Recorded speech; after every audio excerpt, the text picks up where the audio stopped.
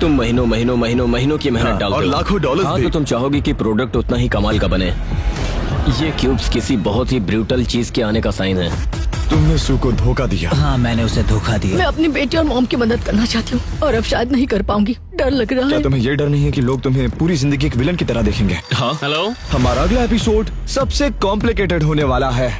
Of camera her cube में 3 लोग जाएंगे और बाहर सिर्फ 2 निकलेंगे। लोग एलिमिनेट किसे करना है ये फैसला लेने में मदद के लिए कुछ भी मांग सकते हैं।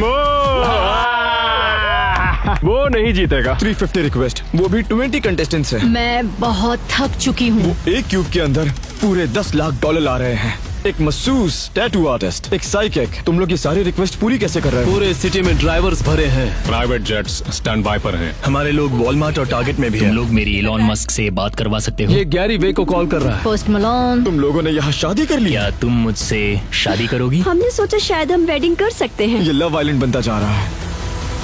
वो शॉक्ड होंगे, शायद उन्हें बुरा भी लगे। बुरा? उन्हें मेरा बुरा क्यों मतलब- लगेगा?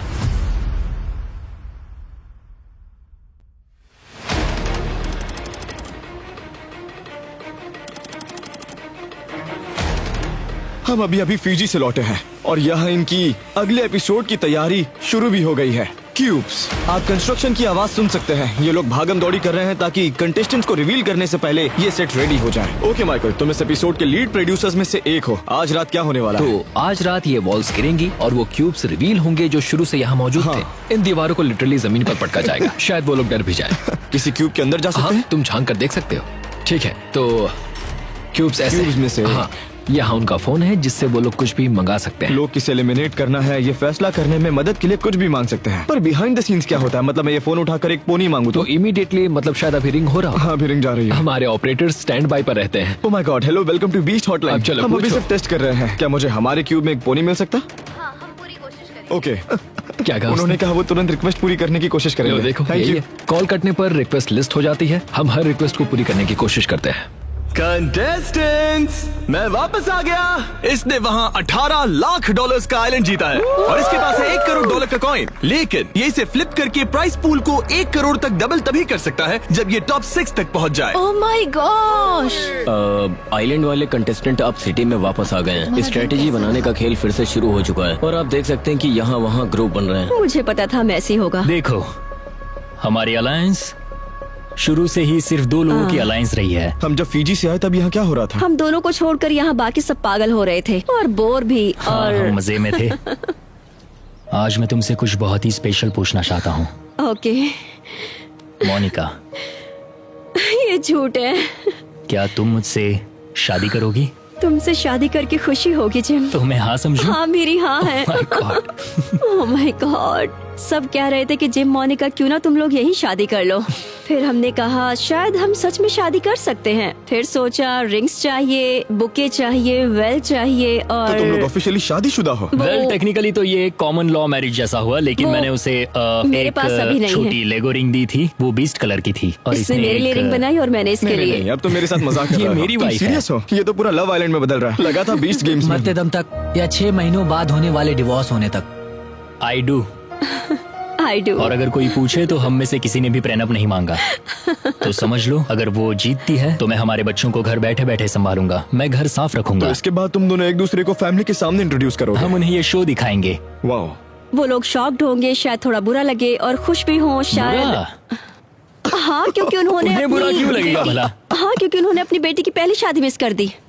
पहली? ओके, सही कहा, सही कहा। पहली और आखिरी शादी। अब दोनों किस कर सकते हो। सब तालियां बजाओ।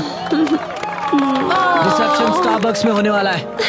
इन्हें आइडिया नहीं है कि यहाँ क्या होने वाला है। इन सब ने यहाँ बहुत मजे किए हैं, पर अब इनकी खुशियाँ बहुत बुरी तरह बिखरने वाली है। होपफुली अगर तुमने सीजन 1 देखा है तो तुम जानते हो कि ये क्यूब्स बहुत ही ब्रूटल गेम के आने का इशारा है।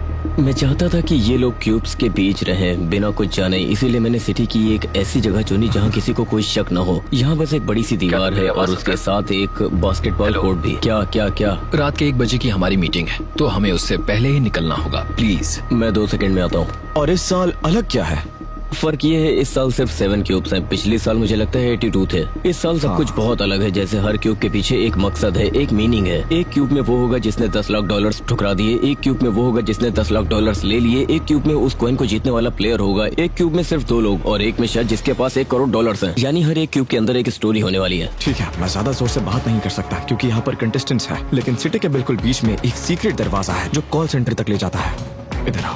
ओके, ठीक है, अब हम बीच सिटी के दिल में हैं, बिल्कुल $50 लाख के नीचे, और किसी को भी आइडिया नहीं है कि कॉल सेंटर यहाँ है। और अभी ये जगह जिमी के बॉयज और ड्रूस्की से भरने वाली है जो कैमरा पर कॉल्स को आंसर करेंगे बस शो के लिए। लेकिन यहाँ ऑफ कैमरा एक असली कॉल सेंटर भी है जहाँ ढेर सारे स्टाफ मेंबर्स मौजूद हैं जो कंटेस्टेंट से कॉल पर बात करेंगे, रिक्वेस्ट को स्प्रेडशीट में ट्रैक करेंगे और फिर स्टोर्स और कुरियर्स को कॉल करके वो ऑर्डर्स पूरे करेंगे। आज का एपिसोड सिर्फ ऑन कैमरा ही ब्रूटल नहीं होगा बल्कि ये ऑफ कैमरा भी सबसे कॉम्प्लिकेटेड एपिसोड्स में से एक होने वाला है। ये सब क्रेजी है। बास्केटबॉल कोर्ट के पास आओ जल्दी, तुम सबको कुछ मजेदार दिखाना है। हे, रेडी हो जाओ, रेडी हो जाओ, रेडी। मैं बताऊंगा कब। ओके, मैं अब जा रहा हूँ। मेरे ख्याल से हमें सीधे अगले गेम में जाना चाहिए। ये तो सब मुझे ready लग रहा है? है। हाँ हाँ।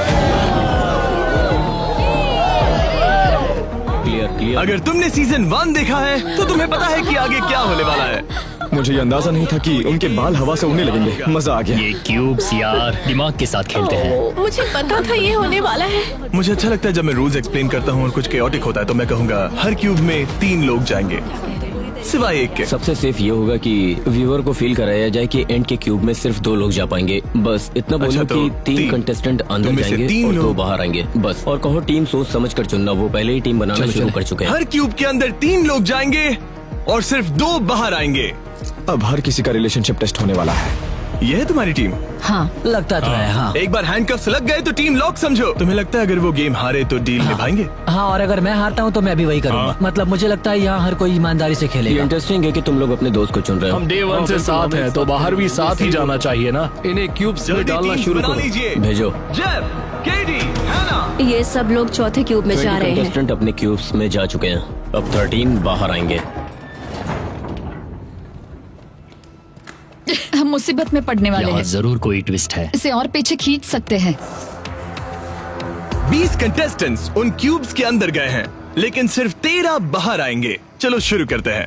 ओके, क्लिट्स, रूल समझाओ और उन्हें कहो चीजें तोड़ना बंद करें। ठीक है गाइस, चीजें तोड़ना बंद करो। कैमरास लेफ्ट साइड पर है ना? ये लोग फ्लोर क्यों खड़ रहे हैं? क्या यहाँ निकलने की जगह है? क्या क्यूब 1 में ऐसा होना चाहिए? बिल्कुल नहीं। नॉक नॉक, ये सब क्या चल रहा है? कुछ नहीं। क्या तुम लोग क्या कर रहे हो? तुम्हें बताते हुए अफसोस हो रहा है पर यहाँ कोई ट्विस्ट नहीं है। मुझे इससे कोई प्रॉब्लम नहीं। क्या फ्लोर से? मुझे कोई प्रॉब्लम नहीं है। मजे करो, रुको, कोई टाइम लिमिट है? मजे करो।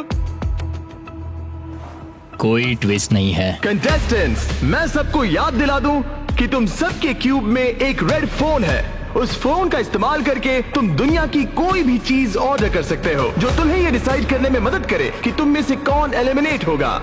रात के लगभग 11 बज चुके हैं और हम अभी शुरू कर रहे हैं। हमें लगता है कि ये सब सुबह के 9 बजे तक चलेगा, थोड़ा 19-20। लेकिन हम आज के सेटअप में और तैयारी में पहले ही 5-6 घंटे लगा चुके हैं। चलो स्टार्ट करें। अब ये लोग चीजें ऑर्डर करना शुरू करने वाले हैं। ओके, गेम शुरू हो गया है। याद रखना, ये लोग जो चाहे वो मंगवा सकते हैं। जो चाहे मांग लो। Hello hello. तो जब कॉल्स आते हैं हमारे पास एक कॉल सेंटर है ऑफ कैमरा और ऑब्वियसली जिमी की टीम रिक्वेस्ट ले रही होती है। ये लोग गेम्स ऑर्डर करेंगे, खाना मंगवाएंगे और मैस्यूस भी। हम मैस्यूस मंगवा सकते हैं ना मसाज के लिए। यार जिसे भी मसाज चाहिए हाथ उठाओ। तुम लोग इन रिक्वेस्ट को पूरा कैसे कर रहे हो? क्लेंजर से पूछो तो वो ये बोल चुका है कि अगर किसी को सुपर बाउल रिंग चाहिए तो उसके पास कांटेक्ट है, वो 4 घंटे में मंगवा सकता है। क्या? हाँ, हमारे ड्राइवर्स पूरे शहर में फैले हुए हैं, कॉल्स आते ही रेडी रहते हैं। हमारे लोग वॉलमार्ट, टारगेट हर जगह हैं सामान खरीदने के लिए। इतनी देर तक वो खुले रहेंगे? हाँ, कंटेस्टेंट से रिक्वेस्ट आना शुरू हो चुकी है। क्या कुछ ऐसा है जो नहीं मांग सकते? उनसे कह दो कि हम थोड़ी देर में फिर से बताते हैं। हमारे पास एक बहुत स्ट्रॉन्ग टीम है जो ये फिगर आउट कर रही है। मेरी टीम ने खास तौर पर पिछले 3 महीने से इस एपिसोड की प्लानिंग में लगाए हैं इन 20 लोगों का माइंडसेट समझने के लिए जो अभी क्यूब्स में तो है। कुछ चीजें जो मंगवाई जा रही हैं, जैसे हमने किसी के लिए लॉबस्टर ऑर्डर किया, किसी के लिए ग्रिल सैमन मंगवाया। ज्यादातर स्नैक्स, खाना और गेम्स ही हैं। 6 सोनिक ब्लास्ट, एक Oreo peanut butter milk shake, 3 diet sodas और 3 क्या था, ऑरेंज। हाँ, 3 फैंटास प्लीज। मैं पागल हो चुकी हूँ। ओके, तो ये लोग रुक ही नहीं रहे हैं। एक के बाद एक रिक्वेस्ट आती ही जा रही है। ओके, क्यूब 3 के लिए सर्फ और टर्फ भेजो, और टाइलेनॉल किस क्यूब के लिए था? ओह, फाइनली इन्हें पिज्जा मिल गया। तो अभी तुम लोग लगभग 350 रिक्वेस्ट पर हो। हाँ, अभी लगभग 320। हाँ। बस 20 कंटेस्टेंट्स है। अभी कौन सी रिक्वेस्ट आई है? एक गोल्फ सेट।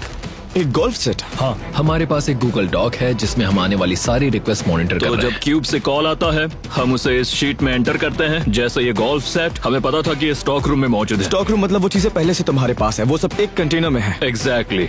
इन्होंने पहले से ही बहुत सारी चीजें तैयार करके रखी हैं, जैसा आप देख सकते हैं। आर्केड गेम्स है, सुमो सूट्स हैं, बास्केटबॉल हूप्स है, स्लशी मशीन्स हैं, कूलेट स्नो कोन मशीन, मतलब सारी रैंडम चीजें भरी हैं। ओह ओके, यहाँ तो और भी ज्यादा प्रॉप्स और गेम्स हैं। हम प्रेडिक्ट करने में काफी अच्छे हैं कि लोग क्या मंगाएंगे। हमारे पास रनर्स की एक टीम है जो शहर में नहीं बल्कि पूरे देश में घूम रही है। पूरे देश में? पूरे देश में। हमारे पास काफी लोग पहले से रेडी हैं, जैसे लॉयर स्टैंड बाई पर हैं, टैटू आर्टिस्ट, साइकिक, साइकोलॉजिस्ट। क्या वो बार्बर अभी भी यही है क्या? मतलब हम लगभग हर किसी तक पहुंच सकते हैं। ऐसे लोग जो हमसे ज्यादा दूर ना हो, जिन्हें हम अगले 12 घंटों में कॉल कर सकें और वो आ जाए। हमारे पास दूसरे स्टेट्स में प्राइवेट जेट्स भी हैं जो स्टैंड बाय पर हैं। सच में?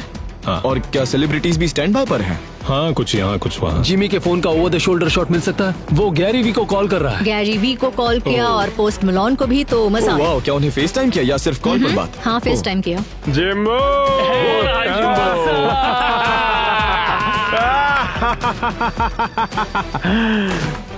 ये नहीं जीतने वाला, ये बंदा नहीं जीतने वाला।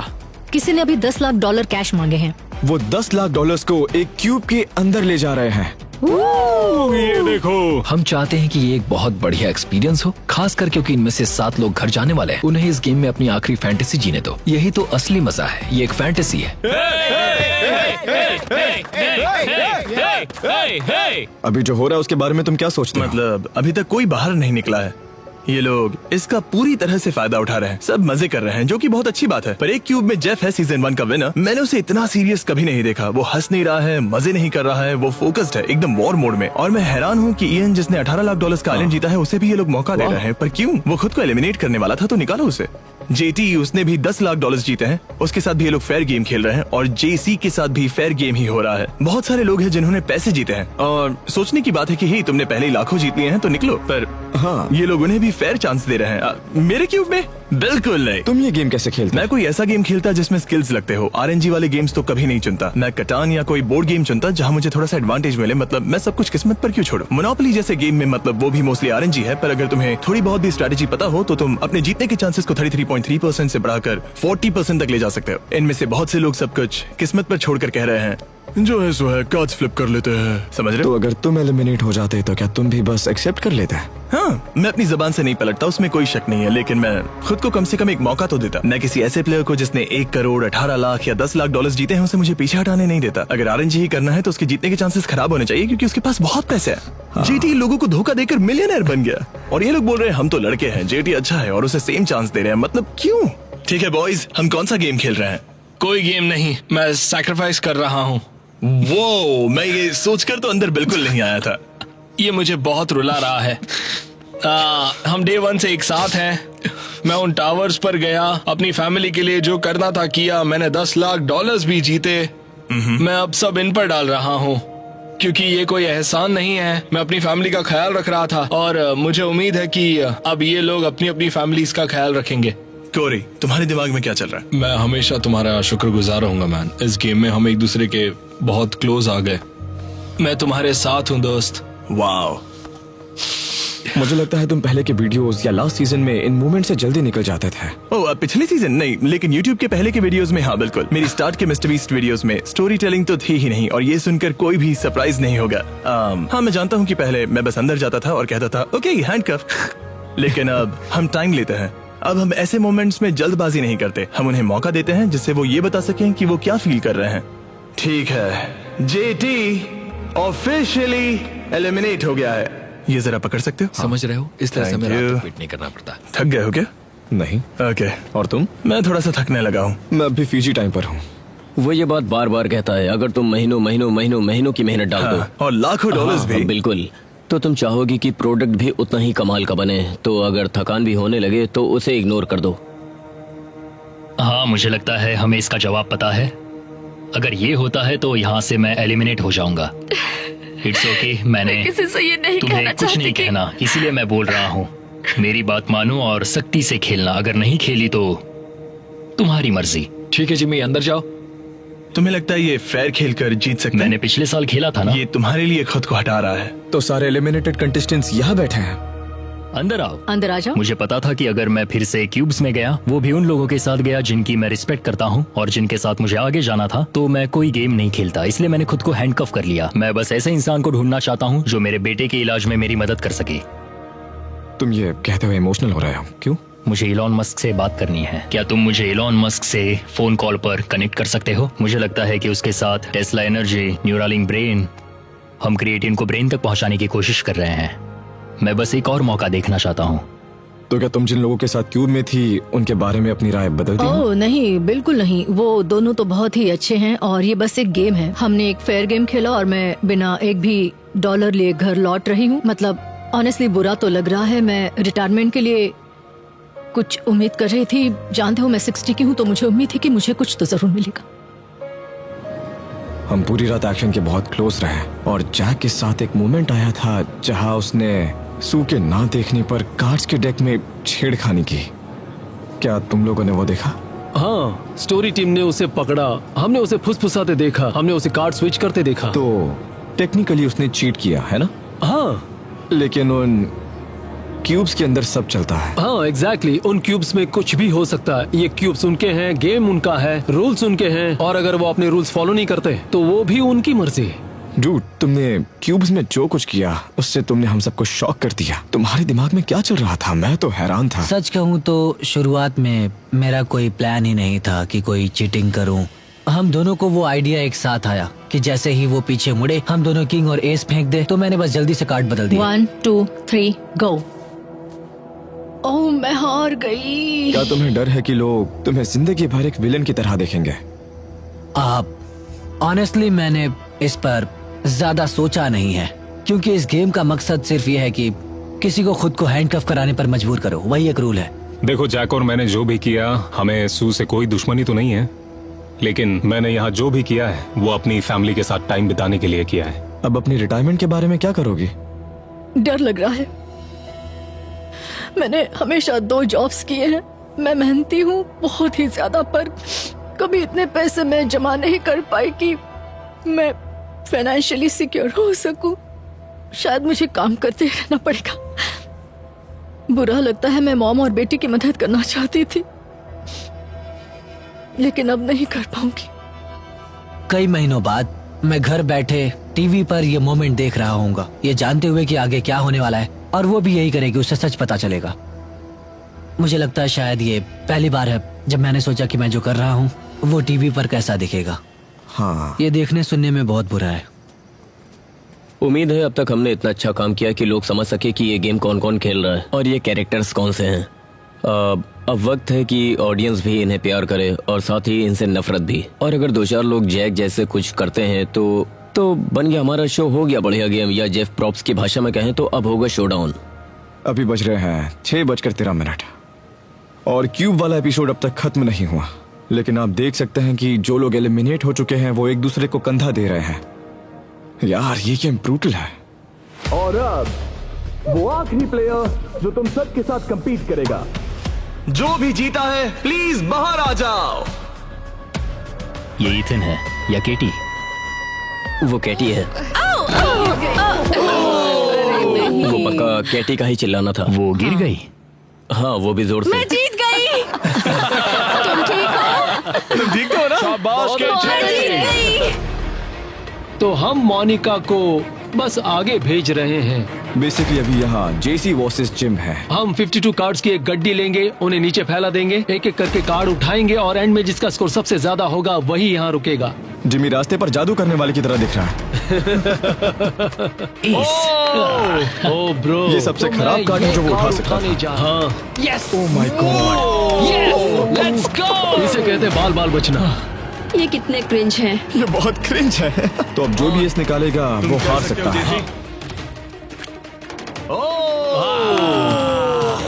आई एम सॉरी जेसी, पर अब तुम्हारे जीतने के कोई चांसेस नहीं है। खेल खत्म। प्यार अमर रहे। मैं कॉइन मोनिका को देता हूँ। अगर जिम खुद को एलिमिनेट करे तो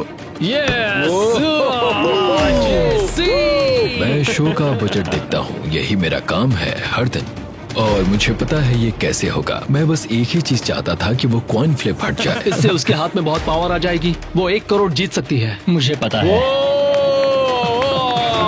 हाँ वो जीत सकती है। जॉन सुबह के 5 बजे है और हम अब भी एपिसोड खत्म नहीं कर पाए। ये लोग 100 फीट ऊपर हवा में हैं। बीप पर फ्लोर नीचे गिर जाएगा। ऑलराइट, प्लेटफॉर्म्स हट चुके हैं। अगर वो छोड़ दे तो 40 फीट नीचे गिरेंगे। इसे बनाने में कई महीनों की मेहनत लगी है। पूरी तरह से एक नए लेवल पर है। तुम्हें अभी इन सब में मजा आता है। ये नॉर्थ अमेरिका का सबसे बड़ा साउंड स्टेज है, जिसे एक यूट्यूबर ने बनाया है। ये अब तक की सबसे फ्यूचरिस्टिक चीज है जो हमने की है। अगर एक भी गलत कदम लिया तो तुम्हारा हार्ट टूट सकता है।